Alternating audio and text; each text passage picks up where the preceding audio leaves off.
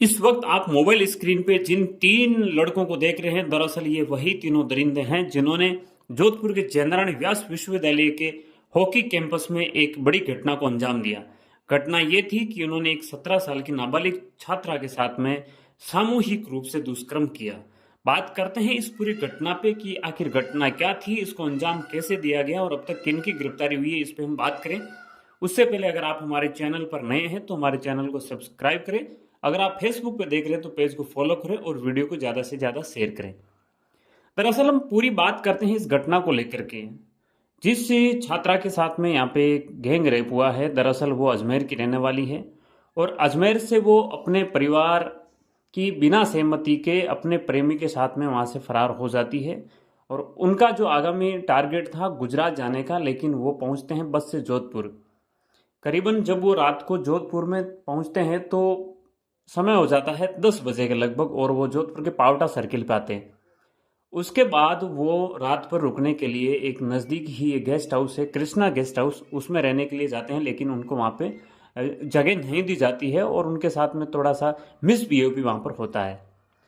उसके बाद जब वो लड़की अपने प्रेमी के साथ में पावटा सर्किल की तरफ आई और वहाँ पे देर रात उनको तीन लड़के मिले जिनके नाम है बाड़मेर के समंदर सिंह और पटम सिंह और ओसिया के धर्मपाल सिंह। इन तीनों की उनसे मुलाकात होती है और इन तीनों लड़कों ने उनको अकेले देख करके किसी न किसी प्रकार से बेखौफ में लेकर के उनके साथ में घटना करने का अंदाज़ा उन्होंने वहीं बना लिया था। कुछ देर बाद में उनसे बातें करके उनको विश्वास में लेके उनको खाना खिलाते हैं और करीबन बताया जाता है कि वो समय हो जाता है रात्रि के 3 बजे का लगभग। और उसके बाद में वो उनको ये कहते हैं कि हम आपको रेजिडेंसी देते हैं, रुकने के लिए व्यवस्था करते हैं और वो पावटा से रेलवे ट्रैक के पास पास में चलते हैं। और आगे जो ये अपने जयनारायण व्यास विश्वविद्यालय का जो ओल्ड कैंपस होता है वो एक एक जो दीवार है टूटी हुई है उसमें से उनको उस कैंपस की तरफ लेके आ जाते हैं कोई ना कोई बहानेबाजी करके।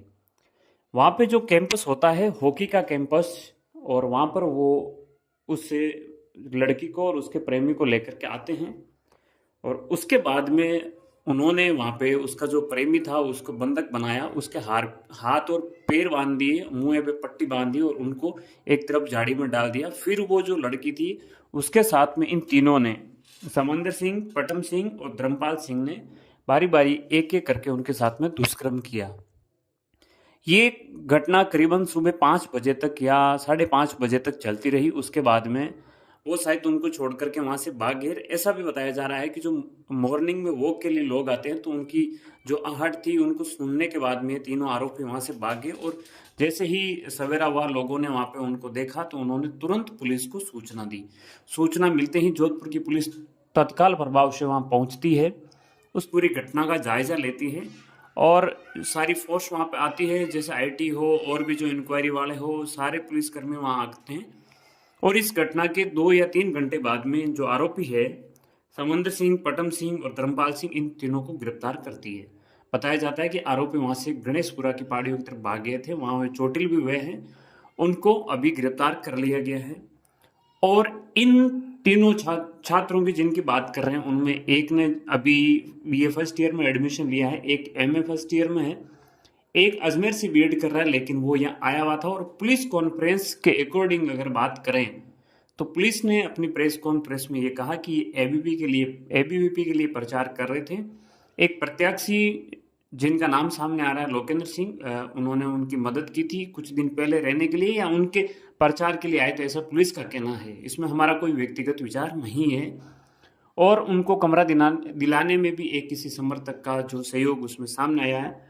तो पुलिस ने इन तीनों दरिंदों को गिरफ्तार कर लिया गया है। फास्ट ट्रैक से इन पर कार्रवाई करने की कोशिश चल रही है और जो होटल में मिसबिहेव हुआ उस अपराधी को भी उन्होंने गिरफ्तार कर लिया गया है। होटल के जो ओनर हैं उसके खिलाफ भी उन्होंने कार्रवाई शुरू कर दी गई है। लेकिन बड़ी बात यह है कि अपने घर वालों की मर्जी के बिना नाबालिग होते हुए भी अपने प्रेमी के साथ में फरार होना, फिर उनका जोधपुर में गैंगरेप होना, तो ये घटना बहुत ही जो कि है निंदा करने योग्य है कि किस प्रकार आजकल घर से लोग बिना घर वालों की परमिशन के भाग जाते हैं, फिर इस प्रकार की घटनाओं को अंजाम दे दिया जाता है। तो ये कहीं न कहीं एक नकारात्मक विचार जो आजकल की जो जनरेशन है उनके दिमाग में आ गया है। लेकिन इससे भी सुधरना होगा।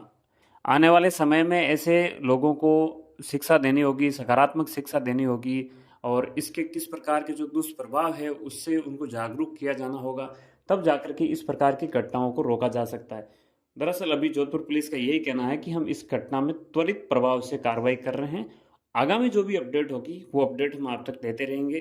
तब तक के लिए जय हिंद, जय भारत और वीडियो को ज़्यादा से ज़्यादा शेयर करें, चैनल को सब्सक्राइब करें। धन्यवाद।